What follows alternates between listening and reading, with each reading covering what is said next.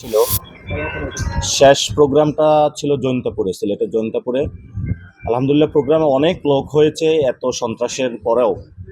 আমি স্টেজ থেকে নেমে 2-3 মিনিট গাড়ি ক্রস করার পরে বিকট একটা সাউন্ড হলো।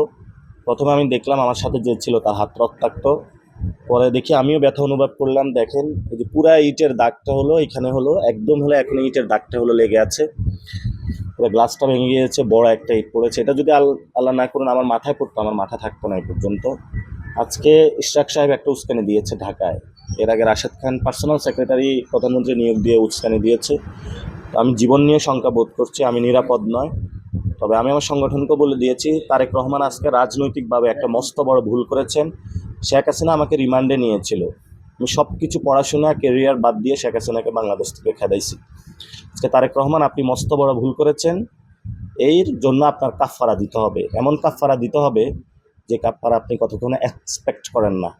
আপনি আমার পার্সোনাল রক্ত ঝরাইছেন, আপনি আমার বয়সে বড় হবেন, ছোট ভাইয়ের রক্তের প্রতিশোধ নিবে। এবং ইনশাআল্লাহ বাংলাদেশে আপনার থেকে আমি পার্সোনালি এটা বললাম, আপনার থেকে ইনশাআল্লাহ আমি রক্তের প্রতিশোধ নিব। অবশ্যই চ্যালেঞ্জ, আমার রক্ত জড়াবে, আমি কি বসে বসে আঙ্গুল চুষবো নাকি? আমাদের প্রত্যেকটা অ্যাটাকে তো বিএনপি করতেছে, প্রত্যেকটা জায়গায় অ্যাটাক বিএনপি করতেছে। এখানে যিনি মন্ত্রী আছেন, যার আসনে গিয়েছিলেন আরিফ ভাই, ওনাকেও আমরা বলেছি, পুলিশ সর্বোচ্চ চেষ্টা করেছে। আমি আগেও সালাউদ্দিন সাহেবকে বলেছিলাম আমার জীবন বিপন্ন, আমার নিরাপত্তা প্রয়োজন। উনি বলছে না, নিরাপত্তা দেওয়া যাবে না। ঠিক আছে, তাহলে মারা যাব। পুলিশ, আমার পিছনে একজন এসপির গাড়ি ছিল, সামনেও পুলিশের গাড়ি ছিল, পাশে মোটর ক্যারেট ছিল। তো এখনো গাড়ি ভাঙা আছে, ইট আছে, এখনো আঘাত আছে। আমি আশা করব যে পুলিশ ভাইরা তাদের চরিত্র পরিবর্তন করবে এবং সে পরিবর্তনের মধ্য দিয়ে তারা নতুন বাংলাদেশ গড়বে। আমি এখানে যে এসপি আছে তাকে জানিয়েছি, তাদেরকে জানিয়েছি। আমের কোনো আদালতেও যাব না, কোথাও যাব না। রাজনৈতিকভাবে আপনার ইনশাল্লাহ পরাজয় হবে, আমি এটা খুবই পার্সোনালি নিলাম। একজনের চোখ তোলা হয়েছে, এই যে এটা কি ওসি দেখবে নাকি দেখবে না, এটা কি এই যে রক্তের প্রতিশোধ নেওয়া হবে ইনশাল্লাহ। আমি খুবই শান্ত মানুষ, কিন্তু অশান্ত হলে খুবই অশান্ত।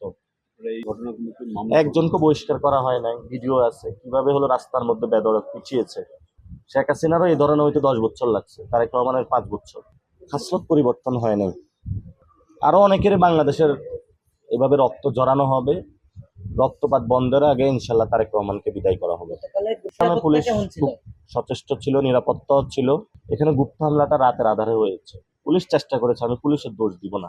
তো আজকে সারা ঢাকায় কি হয়েছে, ইশরাক কি করেছে, তারেক রহমান কি করছেন, সেটা আমরা ইনশাল্লাহ তাদের থেকে বুঝে নিব।